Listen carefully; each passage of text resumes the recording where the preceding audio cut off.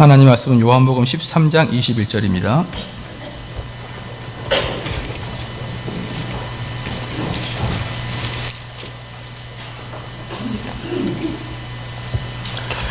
요한복음 13장 21절부터 38절까지입니다. 요한복음 13장 21절부터 38절까지입니다. 봉독해 올리겠습니다. 예수께서 이 말씀을 하시고 심령에 민망하여 증거하여 가라사대 내가 진실로 진실로 너에게 이르노니 너희 중 하나가 나를 팔리라 하시니 제자들이 서로 보며 누구에게 대하여 말씀하시는지 의심하더라. 예수의 제자 중 하나 곧 그의 사랑하는 자가 예수의 품에 의지하여 누웠는지라. 시몬 베드로가 머리짓을 하여 말하되 말씀하신 자가 누구인지 말하라 한대 그가 예수의 가슴에 그대로 의지하여 말하되 주여 누구오니이까. 예수께서 대답하시되 내가 한 조각을 찍어다가 주는 자가 그니라 하시고 곧 한 조각을 찍으셔다가 가롯 시몬의 아들 유다를 주시니 조각을 받은 후 곧 사단이 그 속에 들어간지라. 예수께서 유다에게 이르시되 네 하는 일을 속히 하라 하시니 이 말씀을 무슨 뜻으로 하셨는지 그 앉은 자 중에 아는 이가 없고 어떤 이들은 유다가 돈깨를 맡았으므로 명절에 우리의 쓸 물건을 사라 하시는지 혹 가난한 자에게 무엇을 주라 하시는 줄로 생각하더라. 유다가 그 조각을 받고 곧 나가니 밤이르라. 저가 나간 후에 예수께서 가라사대 지금 인자가 영광을 얻었고 하나님도 인자를 인하여 영광을 얻으셨도다. 만일 하나님이 저로 인하여 영광을 얻으셨으면 하나님도 자기로 인하여 저에게 영광을 주시리니 곧 주시니라. 소자들아 내가 아직 잠시 너희와 함께 있겠노라. 너희가 나를 찾을 터이나 그러나 일찍 내가 유대인들에게 너희는 나의 가는 곳에 올 수 없다고 말한 것과 같이 지금 너희에게도 이르노라. 새 계명을 너희에게 주노니 서로 사랑하라. 내가 너희를 사랑한 것 같이 너희도 서로 사랑하라. 너희가 서로 사랑하면 이로써 모든 사람이 너희가 내 제자인 줄 알리라. 시몬 베드로가 가로되 주여 어디로 가시나이까. 예수께서 대답하시되 나의 가는 곳에 네가 지금은 따라올 수 없으나 후에는 따라오리라. 베드로가 가로되 주여 내가 지금은 어찌하여 따를 수 없나이까. 주를 위하여 내 목숨을 버리겠나이다. 예수께서 대답하시되 네가 나를 위하여 내 목숨을 버리겠느냐. 내가 진실로 진실로 너에게 이르노니 닭 울기 전에 네가 3번 나를 부인하리라. 오늘은 경고라는 제목으로 하나님 말씀 전하겠습니다. 오늘 이 본문 말씀에서는 경고만 있는 것도 아니지만 특별하게 드러나는 게 경고들의 문제이기 때문에 경고라는 제목으로 잡아봤습니다. 예수님께서 20절에 내가 진실로 진실로 너에게 이르노니 나의 보낸 자를 영접하는 자는 나를 영접하는 것이요 나를 영접하는 자는 나를 보내시는 이를 영접하는 것이니라.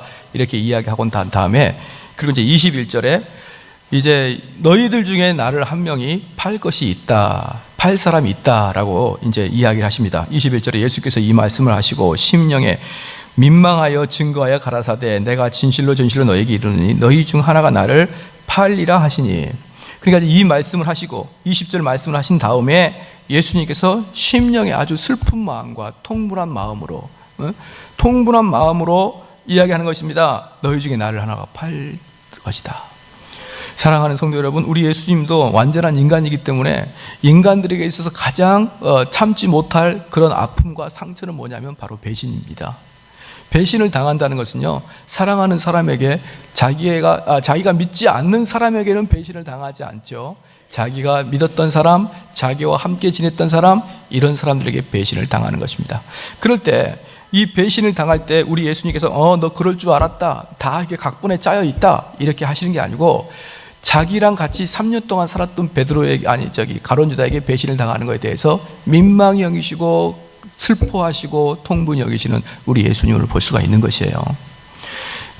우리가 로마 그 역사에서 로마 시대에 가장 로마 시대 때 사람들에게 제일 인기 있었던 왕이 누구냐면 바로 율리어스 카이저, 시저라는 왕이에요. 시저의 후계를 이은 사람이 옥타비누스라고 하는데 그 옥타비누스가 누구냐 그러면 성경에 말하는 아구스도입니다. 아구스도. 그런데 이 두 명이 로마에서는 제일 인기 있는 그런 왕이고 특별히 시저는 대단히 더 인기가 있습니다. 그런데 그 시저가 철권을 통치를 하였고 그 시저 이전까지는 로마 원로회에서 주요 사항이 진행이 됐습니다. 그런데 시저부터 시작해가지고는 원로원이 그 시저에게 영원히 독재권을 허락했습니다. 그만큼 시저는 모든 사람의 총애를 받고 왕이 됐는데, 그래서 그는 항상 붉은색 옷을 입었죠. 개선 장군들이 입는 붉은색 옷을. 왜냐하면 그가 시저가 장군일 때 대단한 많은 전쟁의 승리를 이끌었거든요. 그래서 붉은 옷을 입고 그렇게 통치를 잘했는데, 나중에 그의 독재를 너무나 좋게 보지 않았던 원로원들이 칼을 찔러서 죽입니다. 그죠? 칼을 찔러 죽이는데 시저를 23번을 찔렀습니다. 그랬더니 시저가 누워 있으면서 그 붉은색 옷을 얼굴에 가리고 탁 누워 있어요. 숨도 안 쉬고, 숨은 쉬고 말도 안 하고 가만히 누워 있죠. 죽음을 기다리고 있는 것입니다. 그때 시저의 가장 총애했던 브루투스라는 사람이 나타나요. 브루투스가. 그래서 브루투스가 단도를 꺼내서 딱 보자 시저가 했던 유명한 말이 있어요. 혹시 알고 있습니까? 브루투스 너 맞아. 이 한마디 하고 찔려 죽었죠. 그러니까 이 죽은 것도 죽은 거지만 자기가 총애하는 그 사람에게 찔러 죽임을 당하는 것은 더 억울한 것입니다. 더 있는 거예요. 그런데 브루투스가 나중에는 그 시저가 죽은 다음에 시저의 유언장을 딱 봤습니다. 그랬더니 자기를 그 브루투스 자기를 제 1번째는 그 옥타비누스, 제 2번째는 이 아이를 이 로마의 지도자로 삼아라. 이렇게 딱 유언하는 걸 보고 가슴을 치고 울었다고 하는 그런 이야기가 있어요. 그러니까 그 시저의 마음은 그 브루투스를 그렇게 생각하고 있는데, 그렇게 총애하고 있는데, 그 녀석은 그것도 모르고 죽이고, 그 다음에 죽은 다음에 유언장을 보니까 자기를 그렇게 사랑했던 그 시저를 보면서 가슴을 찢고 울고, 그리고 어떻게 되느냐, 옥타비누스가 저 시저의 암살자들을 다 찔러 죽였습니다.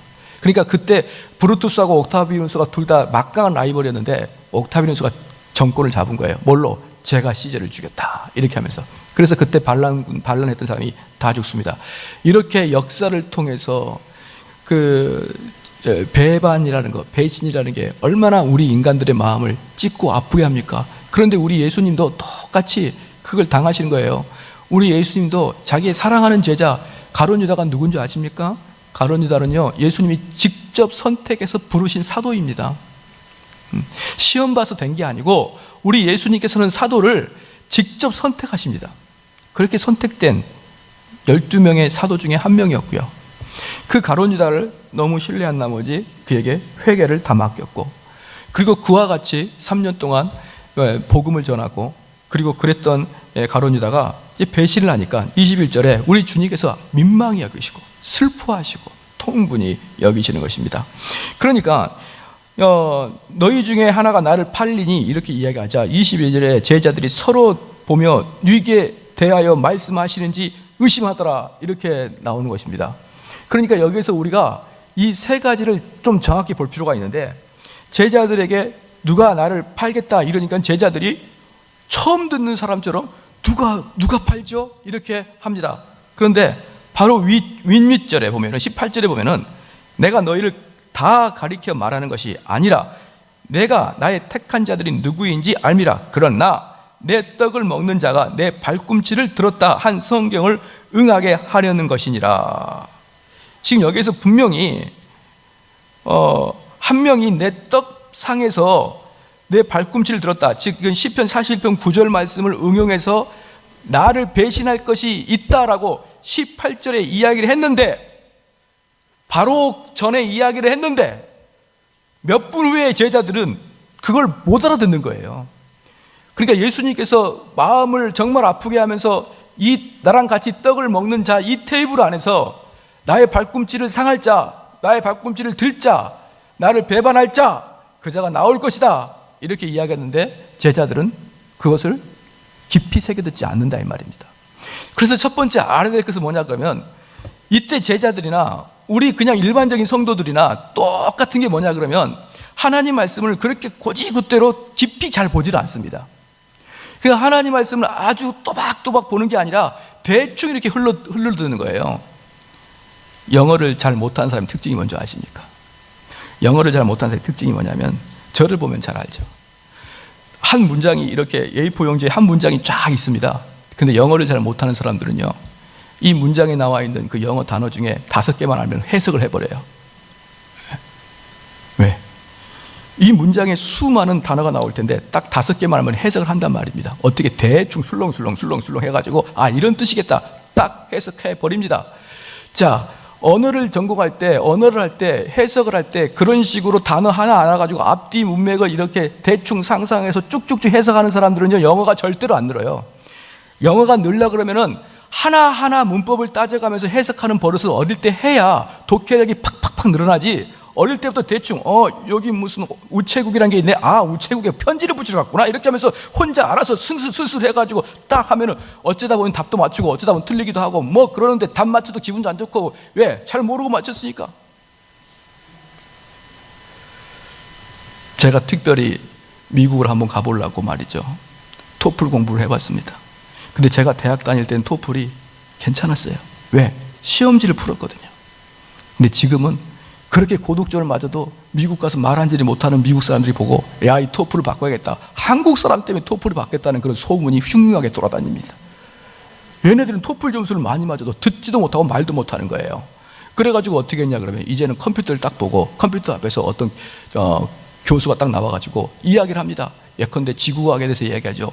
뭐 이렇게 무슨 대륙간 뭐 이렇게 화산설 뭐 이렇게 하면서 대륙간 뭐 이렇게 부딪히고 뭐 지구과학을 이야기합니다. 그런데 그 사람이 쭉 이야기하다가 한 1분 정도 이야기를 쭉 합니다, 컴퓨터 앞에서. 그럼 저게 뭔 말할까 들어보면 아는 단어가 하나도 안 나타나요. 그러다가 딱 하나가 나타납니다. 지구 뭐 이런 게 나타나요. 그러면 지구 지금 대륙설을 이야기하구나 딱 생각할 때 딱 꺼지면서 이 교수가 지금 하고 있는 말이 무슨 말입니까? 그렇게 고르는 게 토플인데 제가 그 토플을 딱 보는 순간 미국 가는 걸 포기했어요. 왜? 한 단어 두 단어만 알고 대충 앞뒤로 연결해서 찍을 수 있는 것은요, 일반적인 그 시장에 가가지고 물건을 살 때는 그렇게 되더라 이 말입니다. 그런데 실질적으로 수업을 듣거나 실질적으로 공문서를 볼 때는 그렇게 해석했다가는 큰일 나는 거예요. 답이 하나도 안 맞는 것입니다. 사랑하는 성도 여러분, 우리가 영어를 해석할 때도 그럴진데 영어를 해석할 때 그냥 대충 그냥 두들겨 맞춰가지고 이렇게 하면은 실력이 잘 안 늘진데, 하물며 하나님의 말씀을 대충 자기의 상상으로 이랬을 것이다 라고 상상해서 신앙생활 하는 사람들은요 10년이 가도 그 자리 거기에 머물러 있습니다. 지금 여기서 지금 베드로한테 지금 12제자한테 뭐라 했습니까? 18절에 분명히 여기에서 나를 배반할 자가 나올 거라고 했는데 22절에 서로 제자들이 깜짝 놀라고 누가 배반하는 거야 라고 말하는 이런 하나님의 말씀을 듣는 태도들을 적나라하게 보여줄 수가 있는 것입니다. 사랑하는 성도 여러분, 우리 성도들은요 하나님 말씀을 대단히 신중하게 받아들여야 되는 것이에요. 할렐루야. 대단히 신중하게 받아들여야 되는데 우리는 대단히 신중하게 받아들이지 않는 버릇이 너무 강하게 들어가 있습니다. 예를 들어 보겠습니다. 어떤 법관이 재판을 하다가 어떤 사람을 잘못 죄를 지적했습니다. 근데 그 사람 빵 하나 훔쳐 먹었을 뿐인데 이 법관이 잘못 그 법전을 적용해가지고 뭐 한 벌금이나 물거나 아니면은 뭐 한 3개월 살다 나오면 되는데 갑자기 3년을 뚱뚱뚱 때리는 겁니다. 너 3년 이렇게 하는 것이에요. 그런 사람들이 아니 왜 3년을 줍니까? 그랬더니 우리 법관이 하는 말이 내가 법전을 잘못 해석했구나 이렇게 이야기를 한다고 칩시다. 그러면 우리 성도는 어떻게 하겠습니까? 막 따지고 묻고 다시 항소하고 이렇게 할 거예요. 자, 그 재판관의 그 말 한마디 재판관의 그 법전 해석 하나하나가 그 피고한테는 얼마나 중요한 건지 모릅니다. 만약에 병원에 갔습니다. 다 해보니까 괜찮네요. 그리고 집에 갔는데 일주일에 콜록하다가 기침하다가 피가 툭 토하는 거 보고 다시 한번 갔더니 폐에 암이 꽉 차 있는 것입니다. 한 달 전에 일주일 전에 할 때는 아무 문제가 없다고 의사가 이야기했는데 한 달 후에 가고 일주일에 가보니까 다시 폐가 꽉 차 있는 거예요. 그럼 우리는 어떻게 합니까? 의사의 그 가운을 붙잡고 이놈의 의사가 돌팔이냐, 이거 죽여야 되냐, 살려야 되냐 이렇게 막 흔들어대는데 목사가 성경을 잘못 해석하면 뭐 그럴 수도 있지. 뭐 그럴 수도 있어. 오늘 목사님이 컨디션이 안 좋았나 보다. 사랑하는 성도 여러분, 재판관이 법전 잘못 해석하면 죽일 둥 살 둥 항소하면서 의사가 잘못하면 이거 의료 사건이니 뭐 죽이니 살리니 네가 흰 가운 입은 다냐 이렇게 하면서 목사가 성경 잘못 해석하면 왜 이렇게 너그러워요? 왜 제 검은 가운을 들고 흔들어대는 사람이 아무도 없어요? 목사님 이게 지금 성경 해석이라고 합니까? 이거 발로 해석했어요. 이런 사람이 아무도 없고 너그럽게 그럴 수 있지 뭐, 목사가 다 완벽할 수도 없고, 얼마나 착해진지 몰라요. 그게 바로 여러분들이 말씀을 얼마나 중요하게 여기지 않는 전형적인 특징입니다. 만약에 이 말씀이 여러분이 영원히 하늘나라에 가는데 필수적인 요건이라 그러면 그렇게 못 들어요. 목사님이 세상적인 이야기를 하는지, 성경의 이야기를 하는지, 성령께서 말하고자 하는 것을 전파하는지, 그것에 온통 관심이 있어가지고 베레아 사람들이 사도 바울의 말씀을 기쁘게 받지만 집에 가서 그게 말씀이 맞는지 성경을 가지고 상고하더라. 할렐루야. 그들은 그 말씀이 얼마나 귀했는지, 얼마나 그 말씀이 그들의 영혼에 중요했는지, 심지어 사도 바울이 이야기를 하더라도 집에 가서 다시 성경으로 확인합니다. 근데 지금은 성경을 그렇게 여기는 사람이 어디 있습니까? 여기서도 근데 벌써 제자들은 우리 예수님이, 말씀이 육신이 되신 그 하나님이 여기에서 지금 말씀하시는데 22절에 제자들이 서로 머리를 돌리면서 누가 그랬을까 그런 거예요. 자, 두 번째 우리가 느껴야 될 게 뭐냐 그러면요, 제자들에게 여기서 내가 누군가 나가 한 명을 팔 것이다 이렇게 말씀하자, 제자들이 뭐냐 그러면 누가 그러느냐 이 말씀입니다. 누가 그러느냐, 여기에는 조금 덜 나왔는데 이것을 아주 자세히 나온 것이 마태복음 26장에 있습니다. 한번 펴보겠습니다. 마태복음 26장에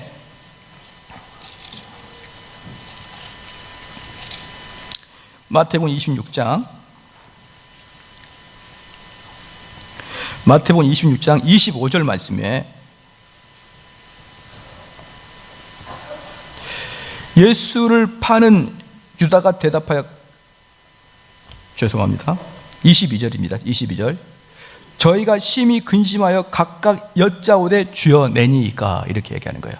그러니까 우리 예수님께서 여기서 나를 팔 자가 있을 것이다 그럴 때 사람들이 서로 간에 누굽니까 그러는데, 그건 사도 요한의 이야기고 마태가 봤을 때는 어떻게 했냐면 사람들이 서로 간에 납니까 이렇게 물어보는 거예요. 여기서 두 가지를 느껴야 됩니다. 첫 번째는 뭐냐면요, 우리 예수님이 원래부터 가룟 유다가 당신을 팔 것을 다 알고 있었습니다. 그런데 가룟 유다의 마음속은 가짜입니다. 가짜. 진짜 사도가 아니에요. 그 안에 성령이 없고 악령이 있는 나쁜 사람입니다. 그런데 여기서 조심할 게 뭐냐 그러면, 모든 사람이 가룟 유다가 예수님을 판다고 생각하지도 못하도록 완벽하게 가룟 유다는 자기를 감췄습니다. 즉 그 안에 살아있는 성령이 없음에도 불구하고 그가 진짜 참된 성도라고 여기게끔 자신도 다른 사람도, 아, 저 사람은 진짜 성도구나, 저 사람은 진짜 크리스찬이구나 라고 여길 정도로 완벽하게 속일 수 있습니다. 적그리스도도. 사랑하는 성도 여러분, 여기에 있는 분도 마찬가지입니다. 이 가룟 유다는 처음부터 들어올 때 내가 이 예수를 잡아서 내가 은 30냥을 받아서 벌겠다 이렇게 들어온 게 아니고, 이 가룟 유다도 처음에는 예수님의 제자였고 예수님을 위해서 자기가 헌신하겠다고 들어온 사람이었던 것이죠. 그런데 그 마음속에는 예수님을 주로 섬기지 아니하고 그냥 예수님께 뭐 몇 가지 배우려고 들어왔는데, 그가 예수님을 팔 거라고는 자기도 생각을 못했다 이 말입니다. 처음에는 그렇게 살아가다가 점점 그 마음속에 안 되겠다, 내 인생이 뭐냐, 이 예수를 팔아야겠다 이렇게 마음을 먹었을지라도, 그가 그렇게 사악한 마음을 먹었을지라도 아무도 그를 알아보지 못할 정도로 속이는 것입니다. 그러므로 우리도 적그리스도이고 내가 지옥 갈 자라도 나도 모르고 우리 주변의 사람들이 모를 수가 있다 이 말입니다. 두 번째, 그게 두려운 거예요. 두 번째 뭐냐면, 우리 예수님이 가룟 유다가 팔지를 다 알고, 그 다음에 뒤에 보면 가룟 유다에게 뭣도 줍니까? 떡도 주는데, 판다고 사람으로 떡도 주는데, 우리 예수님은 끝까지 가룟 유다를 차별하지 않았습니다. 그러니까 사람들이 몰라요. 만약에 저 같으면은 아마 저는 분명히 그랬을 것입니다. 만약에 가룟 유다가 하나 있으면은 베드로한테 가가지고, 야 베드로야, 식사나 한번 하자. 베드로가 왔습니다. 야, 네가 오늘 살아 임마, 내가 힘들다. 맨날 너는 얻어먹고 너로 좀 살아. 베드로가 알았습니다 선생님 이래가지고 다 샀어요. 베드로한테 그럽니다. 야, 힘들다. 야, 여기 가룟 유다 왜 이래? 왜 이렇게 삐딱해 유다? 아, 저기 목사님 왜요? 아유, 그게 자꾸 째려보고 이상하잖아. 왜 나를 자꾸 그렇게 보는 거야? 요즘 가룟 유다 좀 이상해. 분명히 저는 그렇게 말했을 것입니다. 누구한테? 아마 베드로나 요한한테. 근데 예수님은 끝까지 가룟 유다를 차별 없이 대합니다. 가룟 유다에게 끝까지 복을 주십니다. 사랑하는 성도 여러분, 기쁩니까? 안 기쁩니까? 이건 두려운 거예요. 우리 예수님은요, 적그리스도에게도 끝까지 은혜를 베푸셔요. 티가 안 나도록. 가룟 유다가 자기를 팔 것을 알매도 불구하고 우리 예수님은 그를 차별하시지 않는다 이 말입니다.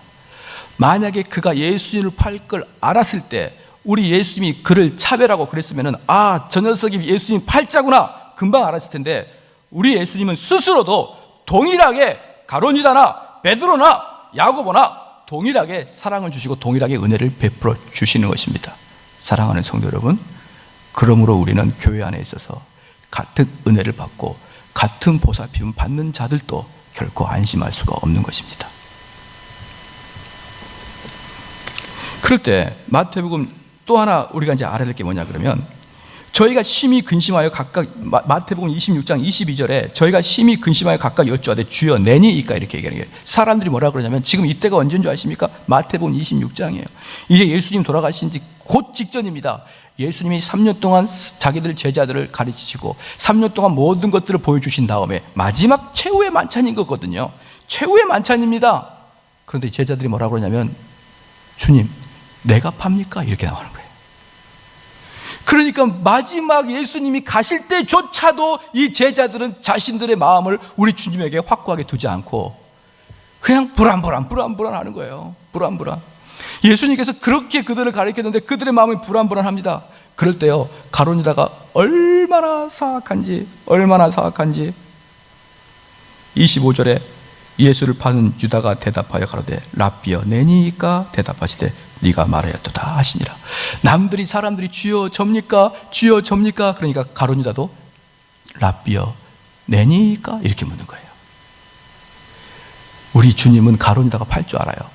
그런데 그 사악한 인간이 가면을 쓰고 주 앞에 나와서 납니까? 이렇게 묻습니다. 그리고 이 가룟 유다 나중에 예수님 팔 때 어떻게 합니까? 새벽에 겟세마네 동산에 가가지고 우리 가룟 유다가 선생이여 하면서 입에다 키스를 합니다. 나는 당신을 친구로 생각합니다. 나는 당신을 존경합니다. 이 표현으로 가룟 유다는 예수님을 팔아넘기는 거예요.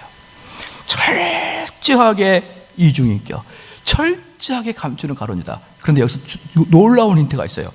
마태복음 20장 22절에 저희가 심히 근심하여 각각 여짜오되 주여 내니이까. 25절에 예수를 파는 유다가 대답해 가로되 랍비여 내니이까. 다른 제자들은 예수님을 주라고 고백하는데 가룟 유다는 랍비라고 고백하는 거예요. 사랑하는 성도 여러분, 이게 성경은요, 아까도 말했지만 한 토시 자체가 의미 있게 쓰여져 있는 게 성경입니다. 이 마태가 딱 볼 때 다른 제자들은 우리 예수님을 주님이라고 말하는 거하고 가룟 유다가 랍비로 말하는 것을 대단히 중요하게 여겼다 이 말입니다. 무엇입니까? 다른 제자들은 우리 예수님을 주인이고 나는 종으로 여기고 있고, 할렐루야, 가룟 유다는 예수님이 나에게 선생님이고 나는 학생으로 여기고 있는 거예요. 그래서요, 기독교에서 많이 배우는 게 중요한 게 아닙니다. 정말 중요한 것은 배우는 게 아니에요. 정말 중요한 것은 거듭나야 너희가 하늘나라에 갈 수 있느니라. 할렐루야. 우리는 배워서 되는 게 아닙니다. 우리가 왜 배웁니까? 우리가 성경 공부를 왜 하는 것입니까? 우리가 천국길을 가기 위해서 배우는 것이지, 천국길과 상관없는 수많은 성경을 배워서 무엇을 하겠습니까? 천국과 관계없는 수많은 것들을 배워서 무엇을 하겠습니까? 바로 가룟 유다는 우리 예수님을 랍비라고 여겼습니다. 선생이라고 여겼습니다.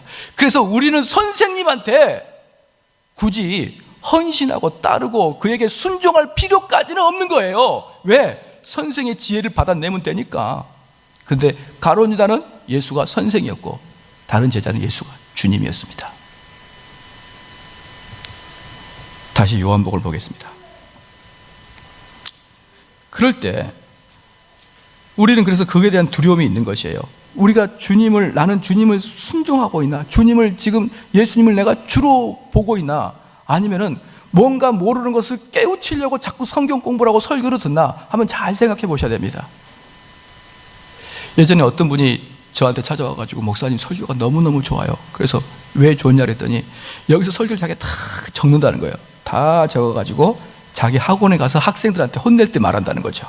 너희들 왜 그렇게 못해? 예를 들어서 제가 딱 이제 설교했던 내용을 그러는데, 그래서 제가 그 청년한테 그랬습니다. 야, 청년, 자네가 내 설교를 오해했거나 내가 설교를 잘못한 거네, 이렇게 얘기했어요. 제 설교는 믿지 않는 사람은 도저히 받아들일 수 없는 게 설교입니다. 그래서 제가 말하는 것을 믿지 않는 사람에게 충고할 수는 없는 것이에요. 설교는 믿는 자에게만 하는 것입니다. 그래서 제 설교를 가지고 자기 학원에서 써먹을 수 있는 말이었다 그러면 제가 설교를 잘못한 것이고요, 아니면 그 친구가 오해를 했을 것입니다. 사랑하는 성도 여러분,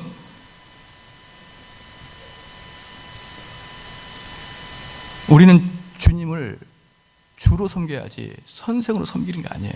그래서 와서 뭔가를 깨닫고 배우고 미처 몰랐던 것을 깨우침으로 인해서 내가 이 세상을 잘 살아가는 게 아니고, 내가 성경을 배움으로 성경이 성령의 역사와 함께 내 마음속에 휘젓고 들어가지 않으면, 말씀을 들었는데 그 말씀과 함께 성령이 들어와서 내 양심을 휘젓고 돌아다니지 아니하면 그냥 모르는 걸 깨우쳤다, 그것은 바로 가룟 유다가 랍비라고 했던 것과 똑같은 거예요.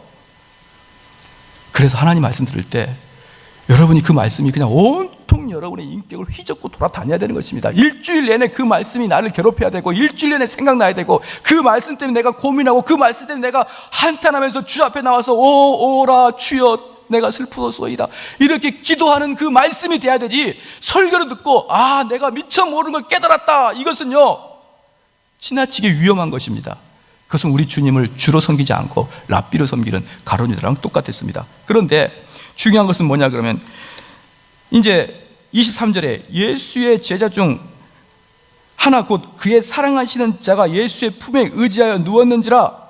사랑하는 성도 여러분, 예수님이 가장 사랑하고 가장 그렇게 좀 뭐라 그럴까요?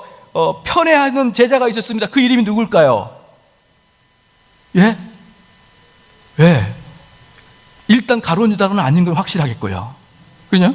예, 요한입니다. 요한. 예수님이 사랑한 자, 그럼 요한이에요. 예수님은요 편애하셨습니다. 할렐루야. 왜 그렇게 또 이렇게 해서 기분 나쁘게 쳐다보시는지요? 예수님 편애하셨어요. 그래서 예수님은 꼭 중요할 때는 3명만 데려가 다닙니다. 3명만. 그 뭐 도마 이런 애들은 도마질이나 하라고 안 데리고 다니고요, 3명만 데리고 다니는 사람이 있어요. 베드로, 야고보, 요한, 이 셋만 데려가 다닙니다. 꼭. 예?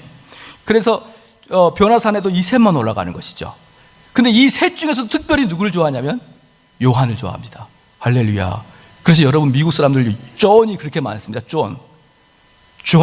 존이 요한이라는 뜻이에요. 존과 요한을 구별하지 못하는 사람은 유럽과 구라파를 구별하지 못한 것과 똑같아요. 존 뭐 이런 사람들 좋아하는데, 그게 왜? 예수님에게 사랑을 듬뿍 받았거든요. 그런데 그래서 유대인들이 식사할 때 최후의 만찬 보면은 어떤 테이블에 앉아가지고 칼질하고 있는 걸 보시죠? 원래 유대인의 만찬은 그렇게 식사를 하는 게 아니고 그건 로마의 식사법입니다. 유대인들은 그냥 바닥에서 누워서 식사하는 것이에요. 여러분 가끔 여기 로마 영화 보면은 그 시저나 그 네로가 누워가지고 포도 먹는 거 혹시 기억나시죠? 그런 식으로 유대인들은 그렇게 만찬을 즐겼습니다. 누워서 그냥 이렇게 체하지 않도록 누워서 이렇게 먹는다 이 말입니다. 그럴 때 이 제일 사랑하는 제자가 누구냐면 그 사도 요한이기 때문에, 사도 요한은 우리 예수님의 품속에 있는 거예요. 그럼 어떻게 있냐 그러면, 예수님 머리를 이쪽으로 누워서 이렇게 먹고 있으면 요한은 머리를 여기다 두고 다리를 저쪽으로 하고 누워 있는 것이죠. 그러니까 얼굴이 딱 그냥 맞대어 있는 것이에요. 그러니까 요한이 예수님의 가슴팍까지 머리가 들어왔다 이 말입니다. 23절에 예수의 제자 중 하나 곧 그의 사랑하는 자가 예수의 품에 의지하여 누웠는지라. 이 모습은 어떤 모습과 똑같냐 그러면, 우리 아들이 내 품에 앉아서 포도를 먹는 것과 비슷한 것을, 이미지를 생각하면 되는 것입니다. 사랑하는 성도 여러분, 우리 예수님이 몇 살 때 공생애를 시작하셨습니까? 30살 때 공생애를 시작하셨어요. 우리 예수님이 지금 이때는 나이가 어떻게 되십니까? 33살입니다. 자, 그런데 예수님이 나이가 33살이면은 그 사도 요한은 나이가 대충 몇 살쯤 되냐 그러면요, 사도 요한은 10대 후반에 예수님의 부르심을 당했습니다. 10대 후반에. 그러니까 여기서 10대들 정신 차리십시오. 여러분, 나는 어려요. 나는 고등학생이니까 못해요. 사도 요한은 그때부터 이미 제자가 됐습니다. 10대. 그때기 때문에, 이때는 예수님의 33이기 때문에 사도 요한이 말아봐야 20살 정도 됐습니다. 20살 정도 되는 풋풋한 젊은 요한을 우리 예수님은 제일 사랑하셨고, 그 다음에 예수님이 사랑하지만 조금 껄끄러운 애가 있어요. 누굽니까? 베드로는 좀 껄끄러워. 왜? 나이가 비슷하니까. 어떤 사람들은 베드로가 나이가 더 많다고 그러는데 베드로가 예수님은 나이가 어립니다. 그래서 베드로는 그때 아마 30 정도 됐을 거예요. 그렇게 서로 이렇게 하는데, 예수님이 사랑하는 제자가 항상 예수님에게 품에 안겨 있는 것입니다. 그래서 아까도 말씀했지만 내가 아들을 사랑하듯이 이 예수님은 사도 요한을 특별히 사랑하십니다. 할렐루야. 사도 요한과 같은 그런 사랑받기를 주로 축원합니다. 사도 요한처럼 그렇게 우리 예수님의 품에 안겨 있어요. 그런데 베드로가 이렇게 반대편에 앉아가지고 턱으로, 베드로는 턱이 이렇게 있어요. 턱으로 이렇게 하면서 뭐라고 하냐면 입을 떠블떠블합니다. 뭐라고 할까요? 누가 배신한다 하던 이것을 소리를 내지 않냐고 입으로 누가 배신한다 이렇게 묻는 거예요. 턱을 이렇게 들어가지고 누구를 향해서? 이 요한을 향해서. 밥 먹다가 왜 이렇게 사람들이 듣기에 누가 배신한다냐? 그렇게 물어보니까, 자, 이것은 24절에 나왔죠. 한번 읽어볼게요. 시작. 시몬 베드로가 머리짓을 하여 말하되 말씀하신 자가 누구인지 말을 한대. 그러니까 자기가 예수님께 직접 묻지 않고 요한한테 이렇게 눈치를 주면서 누구냐 이렇게 물었어요. 그랬더니 우리 요한이 그가 예수의 가슴에 그대로 의지하여 말하되 주여 누구니까? 예수께서 대답하시되 내가 한 조각을 찍어다가 주는 자가 그니라 하시고 곧 한 조각을 찍으셨다가 가로 시몬의 아들 유다를 주시니. 자, 그러면은 요한에게 내가 이걸 찍어서 준 자가 나를 배신할 것이다 이야기를 했습니다. 그러면은 이 찍어서 준 자를 누가 알았을까요? 만약에 우리가 12명이 있습니다. 그러면 요한이 예수님 누가 배신을 하죠? 내가 가서 찍어서 준 자가 배신할 것이다 라고 이야기했으면요, 27절에 조각을 받은 후 사단이 그 속에 들어간지라 이에 예수께서 유다에게 이르시되 네 하는 일을 속히 하라 하시니, 이 말씀이 무슨 뜻으로 하셨는지 그 앉은 자 중에 아는 이가 없고. 그러니까 예수님께서 조각을 띄어다가 그 입에 줬는데 주기 전에 내가 이 떡을 준 자가 나를 팔 것이다 이렇게 이야기를 했는데, 거기에 있는 많은 사람들이 그 예수님의 그 행위에 대해서 이해를 못하는 것이에요. 왜 그랬습니까? 우리 예수님이 어떻게 했기 때문에? 요한에게 귓속말로 했기 때문에 그런 거예요. 귓속말로. 요한아, 내가 떡을 떼줄 건데 걔가 나를 팔 거다 이렇게 하면서 줬습니다. 그럼 예수님을 팔 자가 누군지는 누가 알았을까요? 시작. 예수님하고 요한하고 베드로는 알았어요. 베드로가. 왜? 요한아 누구냐 이렇게 물으니까 요한이 이렇게 요거 떡 요거 이렇게 했거든요. 그러니까 셋은 알았습니다. 셋은 누가 팔지 알았어요. 나머지를 몰랐어요. 우리 예수님이 끝까지 보안을 유지하시거든요. 그래서 우리 예수님께서 근데 떡을 떼준 것은 뭐냐면 이때 6월절의 만찬이거든요. 여기서 이 만찬을 주재한 사람이 누구냐면 예수님이에요. 즉 호스트가 예수님이에요. 예수님이 식사를 차리고 부른 겁니다. 그 주인은 예수님이거든요. 다른 잔치는 그들이 배설해서 예수님을 초청했지만 이 잔치는 예수님이 초청한 거란 말입니다. 그리고 그 자리에서 떡을 떼어 준 것은 무슨 뜻이냐?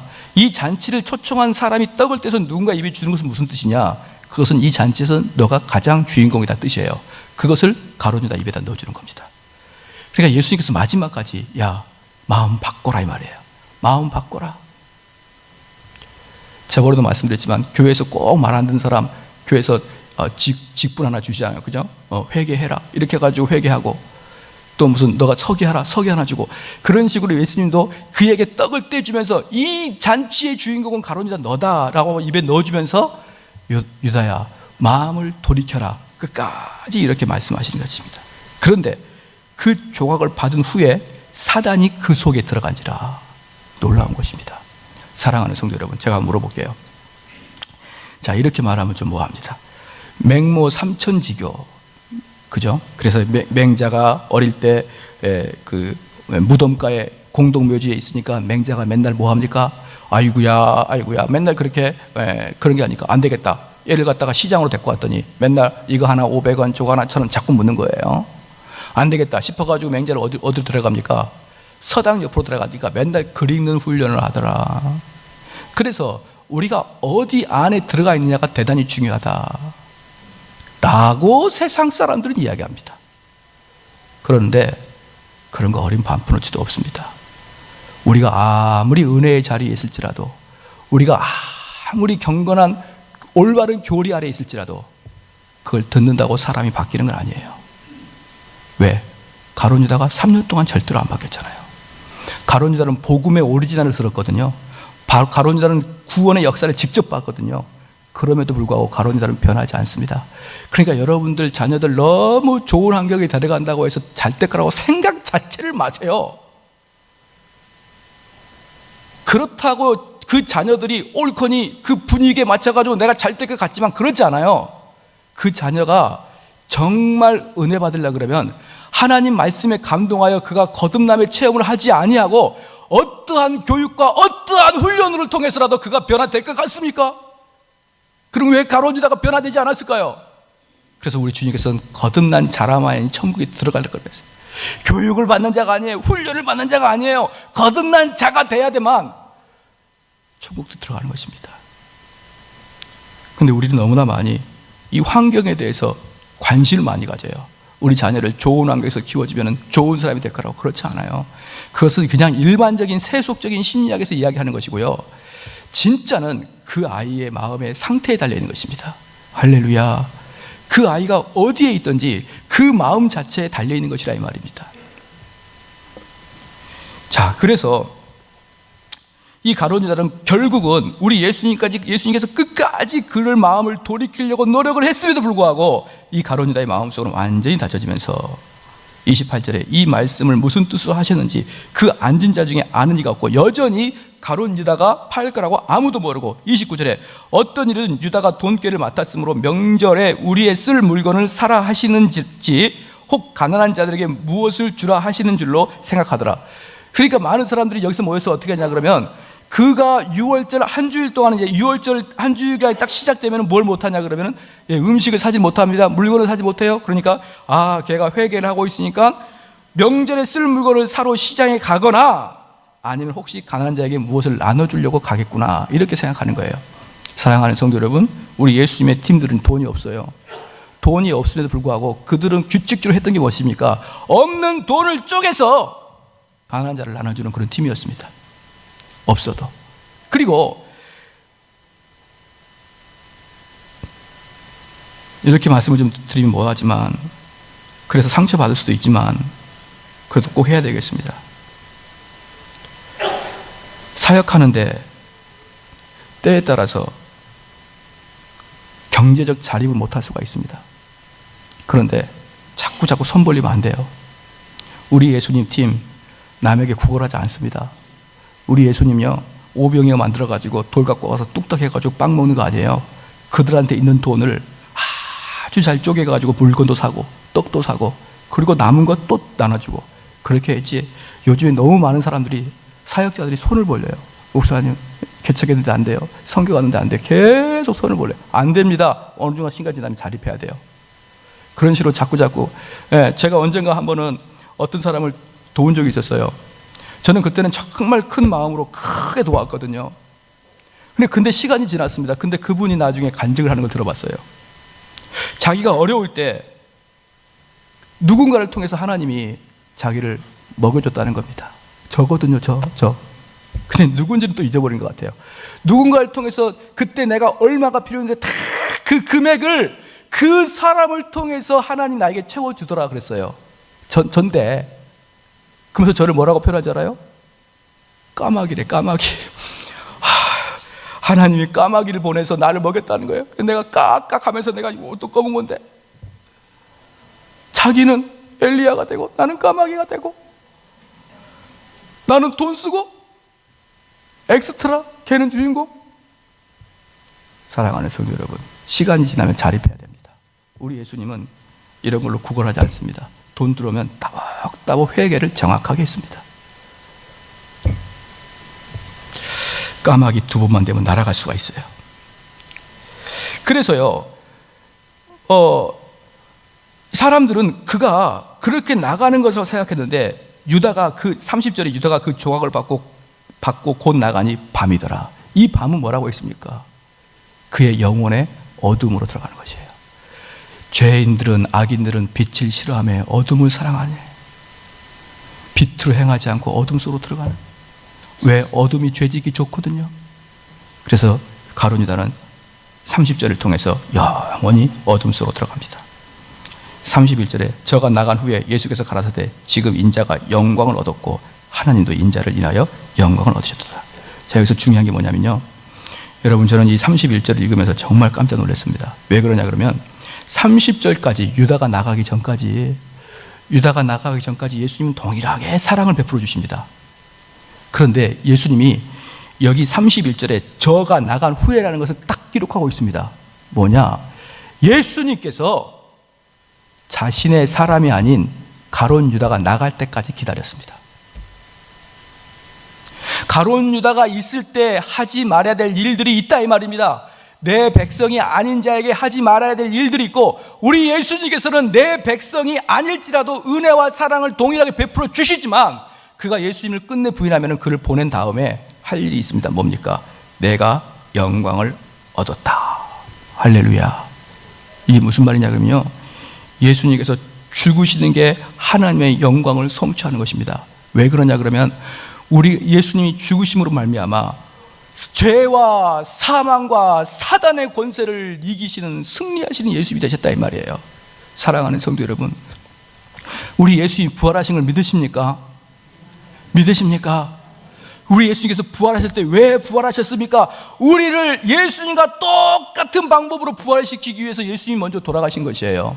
그래서 우리는 죽어도 죽는 게 아닙니다. 우리는 사망의 권세와 죽음의 두려움이 우리를 더 이상 걷잡을 수 없을 정도로 우리는 죽음에서 승리하셨습니다. 할렐루야. 우리는 죽어도 죽는 게 아니에요. 이제 예수님이 살아났듯이, 우리 예수님이 큰 형님처럼 우리를 사랑하셨듯이, 첫 열매가 돼서 살아나셨듯이 우리도 이제 살아나는 거예요. 할렐루야. 근데 왜 늙고 죽음을 앞둘 때 슬퍼하고 두려워하십니까? 이것을 위해서 우리 주님이 돌아가셨는데, 아이고 나도 늙었고 이제 나 찾는 사람도 없고 슬프다. 왜 슬플까요? 이제 그렇게 그리던 하나님 옆에 가시는데. 그래서 기독교는요, 이 땅에서 내가 착하게 살고 이것에 초점이 있는 게 아니고, 내가 하나님 우편에 가는 그 믿음과 소망을 가지고 살아가는 게 기독교인이라 이 말입니다.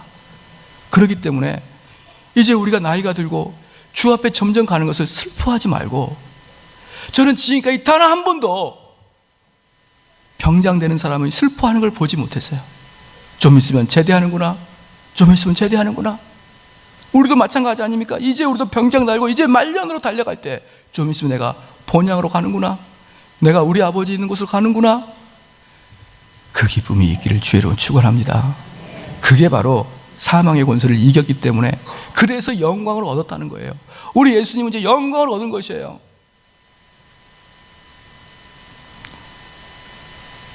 (32절에) 만일 하나님이 저로 인하여 영광을 얻으셨으면 하나님도 자기로 인하여 저희에게 영광을 주시리니 곧 주시리라. (33절에) 소자들아, 내가 아직 잠시 너희와 함께 있겠노라. 너희가 나를 찾을 터이나 그러나 일찍 내가 유대인들에게 너희는 나의 가는 곳에 올 수 없다고 말한 것 같이 지금 너희에게도 이르노라. 우리 예수님께 뭐라 하냐면 소자야 이렇게 합니다. 이게 뭐냐? 얘들아 이런 말이에요. 이제 가룟 유다가 나간 다음에 무엇을 이야기합니까? 아버지가 자녀한테 이야기하듯이 얘들아 모여라, 이게 얘들아 소자야 모여봐라. 내가 이제 내 갈 길을 가야 된다. 너희들은 내 갈 길을 올 수 없다. 구원은 오직 예수 그리스도만의 공로로 이루어지는 것입니다. 우리가 구원에 있을 때 우리는 하나의 공로도 우리에게 덧붙임이 없습니다.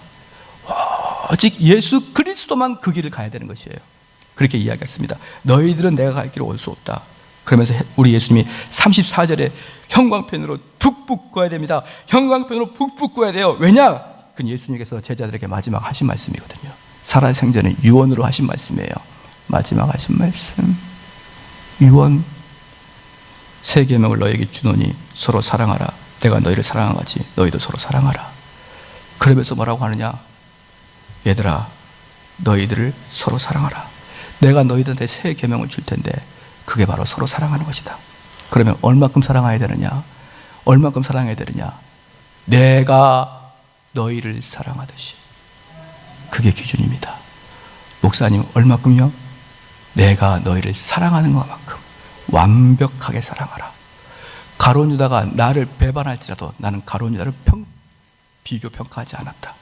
끝까지 가룟 유다를 사랑했듯이 너희를 배반한 자가 있을지라도, 너희를 해할 자가 있을지라도 그를 끝까지 사랑하라.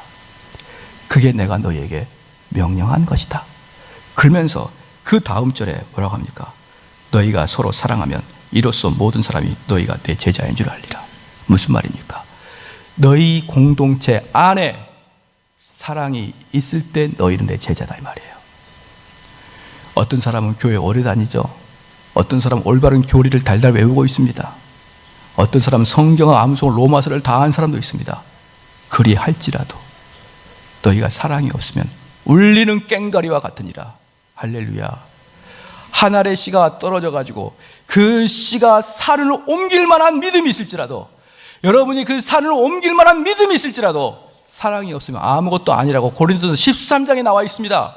산을 옮길 만한 믿음이 있어도 나에게 사랑이 없으면 아무것도 아닙니다.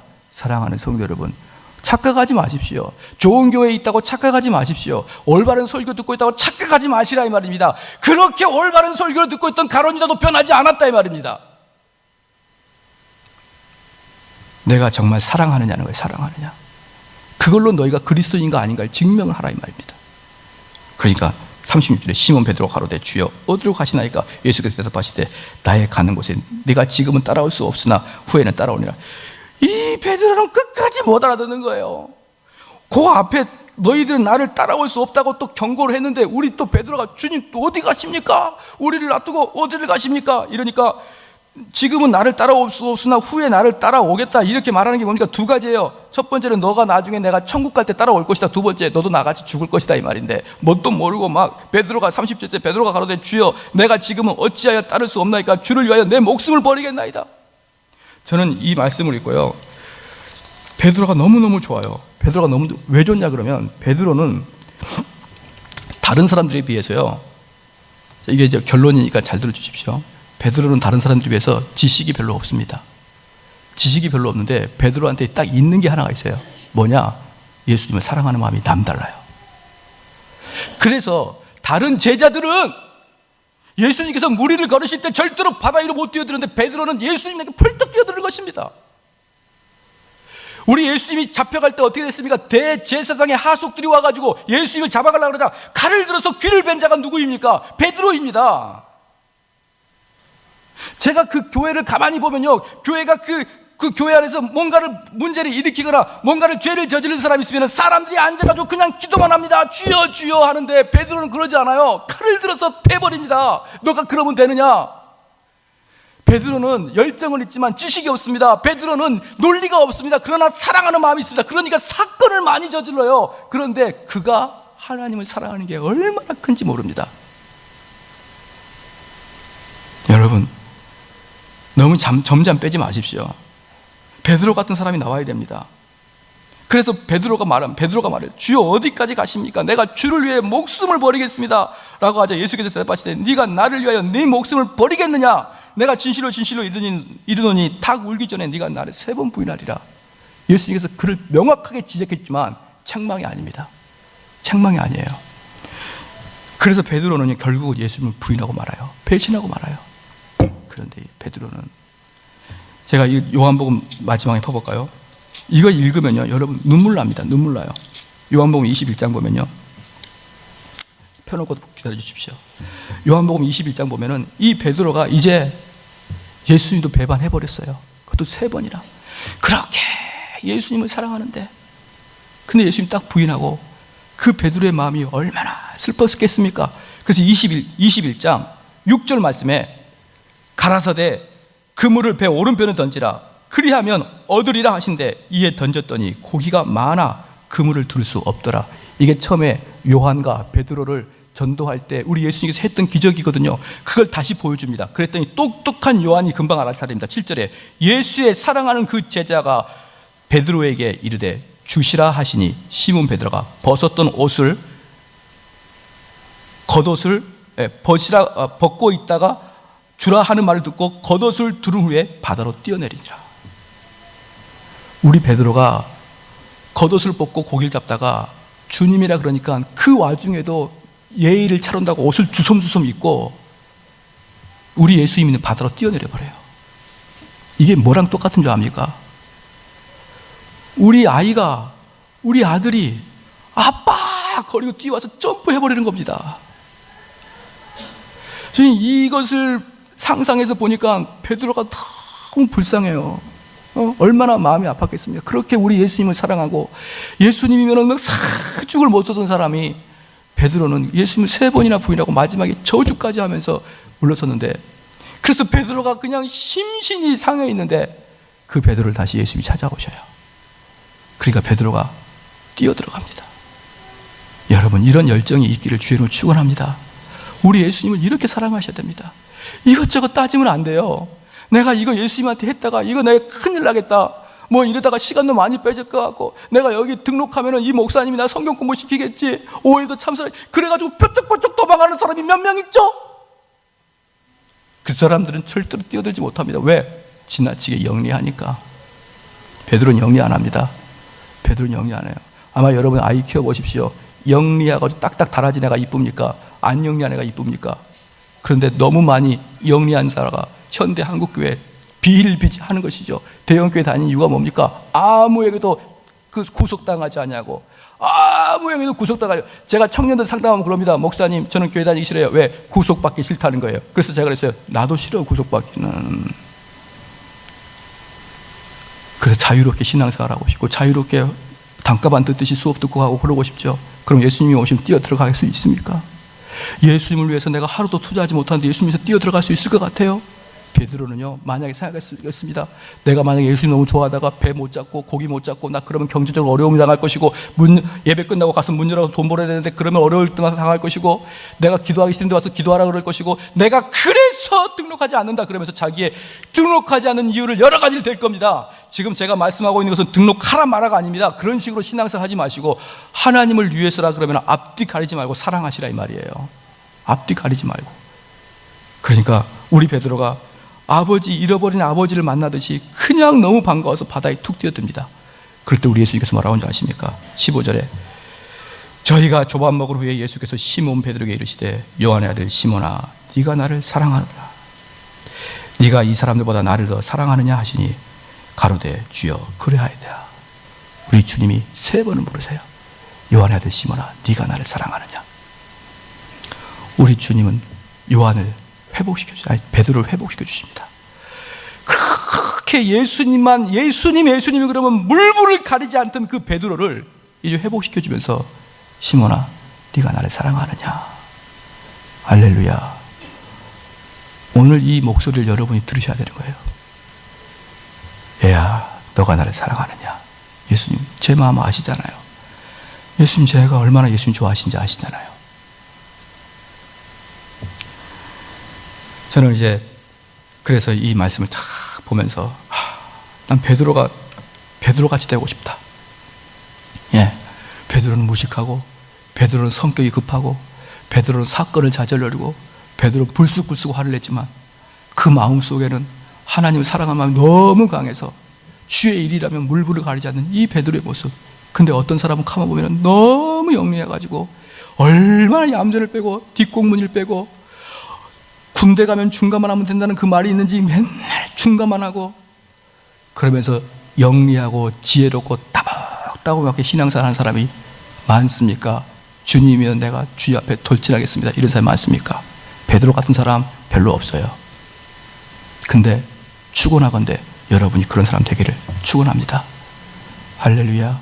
적당하게 뒤에 있어서 눈 딱 감고 기도할게요 이렇게 하지 말고, 여러분 만약에 사람들이 우리 예수님을 욕먹이고 있으면 가서 싸우세요. 너가 뭔데 예수를 욕하는 거냐?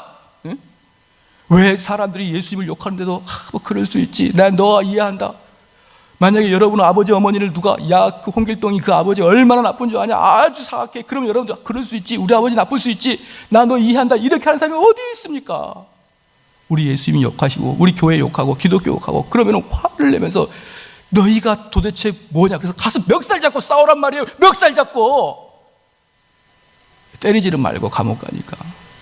그 그러한 열정도 없고 그러한 사모함도 없고 그러한 예수님에 대한 그 사모함이 없으면서 얌전하고 정직하고 착하게, 저는 이 교회가 착한 이병이 들어있어요. 착한 이병, 얌전 이병, 소심 이병, 소녀병.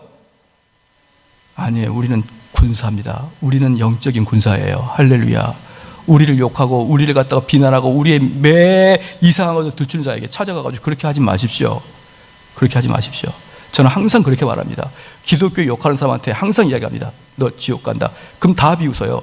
너 지옥 간다. 다 비웃습니다. 그리고 돌아올 때 딱 말합니다. 너가 심판돼서 이 목소리 똑바로 들을 것이다. 저는 그냥 안 넘어갑니다. 여러분, 기독교를 사랑하십시오. 지금 한국교회가 기독교가 욕먹는다고 자포자기하지 마시고, 예수님이 잘못한 겁니까? 기독교가 잘못한 겁니까? 잘 못 알고 실천하는 우리가 잘못한 거죠. 주님을 열정적으로 사랑하기를 주의 이름으로 축원합니다.